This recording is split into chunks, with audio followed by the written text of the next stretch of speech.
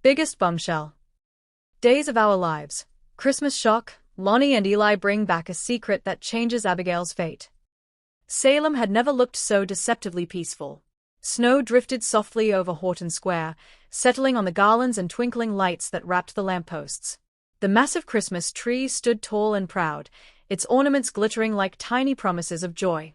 Laughter echoed from the Brady pub, and carols played faintly from somewhere down the street. To anyone passing through, it looked like a postcard-perfect holiday scene. But Salem had always known how to hide its darkness beneath beauty. And on this Christmas Eve, a secret long buried was about to rise from the grave, one that would change Abigail Devereaux's fate forever. Lani Price stepped out of the car and pulled her coat tighter around her shoulders, the cold biting sharper than she remembered. Salem always felt colder at Christmas, as if the town itself knew what was coming.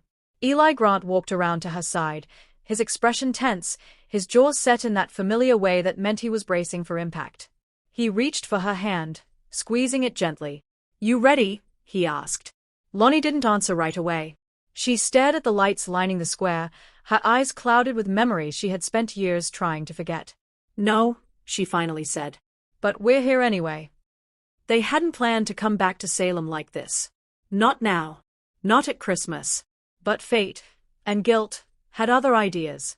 Behind them, in the back seat of the car, lay a worn leather folder. Inside it was the truth. A truth that had been hidden, ignored, and deliberately buried to protect people who no longer deserve protection. A truth about Abigail Devereaux. And a truth about her death. At the D.I. Mera mansion, Chad D.I. Mera stood alone in the living room, staring at the fireplace. Stockings hung neatly from the mantel, each embroidered with a name that felt like a knife to his heart. Thomas, Charlotte, and Abigail. He hadn't taken her stocking down. He couldn't. Every year, he told himself he would, that it was time to move on. But every year, he failed. Because a part of him still believed. Still hoped. Still waited. The fire crackled, and Chad closed his eyes, memories flooding back. Abigail's laugh, her stubborn streak, the way she always believed in redemption even when the world proved her wrong. Her death had shattered him. Her murder had destroyed something fundamental in Salem, leaving scars that refused to heal. They had buried her. They had mourned her. And they had sworn justice had been done. But justice, like peace, was often an illusion in Salem. The Horton house was alive with warmth and noise, just as it always was on Christmas Eve. Jennifer Horton moved through the living room, adjusting decorations and fussing over details, her smile bright but brittle. Julie Williams sat nearby, sipping tea and watching Jennifer carefully. "You okay, sweetheart?" Julie asked gently. Jennifer nodded too quickly. "I'm fine. It's Christmas. Abigail loved Christmas. I just want everything to be perfect." Julie's eyes softened. She knew that look. Grief disguised as determination. Across the room, Jack Devereaux stood with his arms crossed, watching his wife. He wanted to say something, to tell her it was okay not to be okay, but words felt useless. Every corner of the house whispered Abigail's name. And somewhere deep inside Jennifer, a quiet voice refused to accept that her daughter was truly gone. At the Salem Police Department, Sean Brady flipped through case files while Belle paced the room.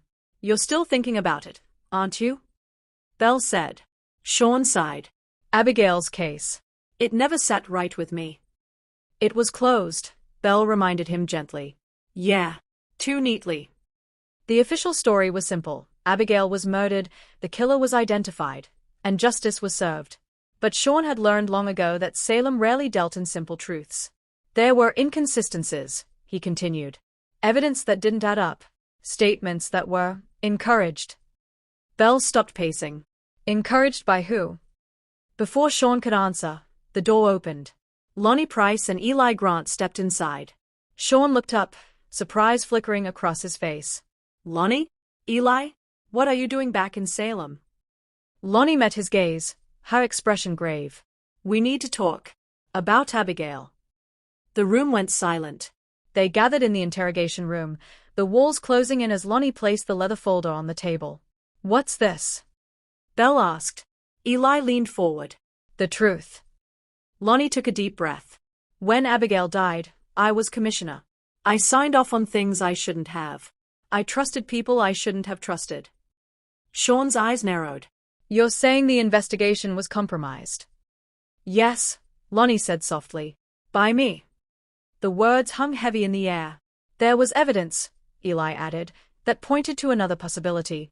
Another timeline. Another person. Belle shook her head. Why didn't you come forward sooner? Lani's voice cracked. Because the truth would have destroyed lives. Powerful lives. And because I was afraid. She opened the folder. Inside were photos, reports, and a single piece of evidence that made Sean's blood run cold.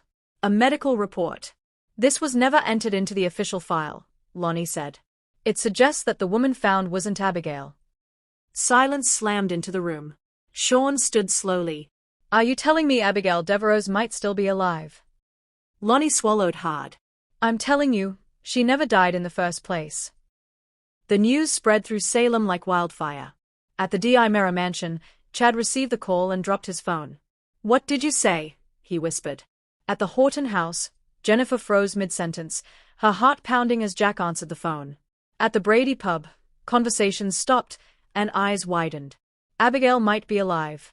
Hope, dangerous, intoxicating hope, filled the air. But hope in Salem always came with a price. Lani and Eli sat with Sean late into the night, reconstructing the events of the night Abigail was attacked. There was a woman, Lani explained. A look-alike. Someone who had been altered surgically. Someone paid to take Abigail's place. Who would do that? Sean asked. Eli didn't hesitate. Someone who wanted Abigail gone, but not dead. Lani nodded. Someone who wanted her silenced. They exchanged a glance. One name keeps coming up, Lani said. Clyde Weston. Sean cursed under his breath. But Clyde didn't act alone, Eli added. There was someone else. Someone with access. Someone with power. The pieces were finally falling into place. Abigail's prison. Far from Salem, snow fell silently outside a remote facility. Inside, a woman sat by a small window, staring out at the darkness. Her hair was shorter now, her face paler, but her eyes, those unmistakable eyes, burned with quiet strength. Abigail Devereaux was alive. She had been held for years, told she was crazy, told no one would believe her, told Salem had moved on. But tonight, something felt different. She felt it in her bones. Christmas was coming. And so was the truth. Christmas Eve night, Salem gathered in Horton Square for the annual tree lighting. Smiles were forced. Laughter was fragile. Then Lani stepped forward. She took the microphone with shaking hands. I need everyone to listen, she said, her voice echoing through the square. What I'm about to say will change everything. Chad pushed through the crowd. Jennifer clutched Jack's arm. Lani met their eyes. Abigail Devereaux did not die. Gasps rippled through the crowd. She was taken, replaced, and hidden away. Jennifer collapsed into Jack's arms, sobbing, not in grief, but in overwhelming hope. Chad felt his heart shatter and rebuild all at once. And we're bringing her home, Lani finished. The rescue. The operation was swift and dangerous. Sean, Eli, and a small team moved in under cover of darkness. The facility was heavily guarded, but desperation gave them courage. When the door finally opened, Abigail looked up, fear flashing across her face, then disbelief. Chad, she whispered when she saw him. He dropped to his knees, tears streaming down his face. It's me. I've got you. I've always got you. She broke down in his arms.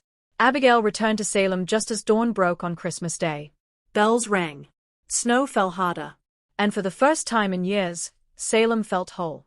But the truth had consequences. People would pay for what they'd done. Lives would change. And nothing would ever be the same. Lani and Eli stood together, watching Abigail reunite with her family. We did the right thing, Eli said. Lani nodded, tears in her eyes. Even if it cost us everything.